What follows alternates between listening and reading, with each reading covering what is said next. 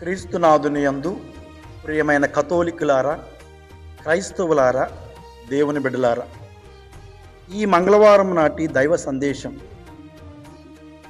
పరలోక తండ్రి ప్రేమ పరిపూర్ణమైన ప్రేమ. మత్తయి శుభవార్తలో 5వ అధ్యాయము 45వ వచనంలో చెబుతున్నారు, పరలోకమందున్న మీ తండ్రి పరిపూర్ణుడైనట్లే మీరును పరిపూర్ణులగుదురుగాక అని. పరలోక తండ్రి ఏ విధంగా పరిపూర్ణమైన ప్రేమ అంటే, ఆయన దుర్జనులపై సజ్జనులపై సూర్యుని ఒకే విధంగా ప్రకాశింపచేస్తున్నాడు.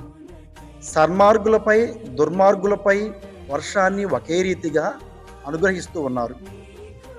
ఆయన ప్రేమలో ఎటువంటి భేదాలు కానీ తారతమ్యాలుగా ఉండవు.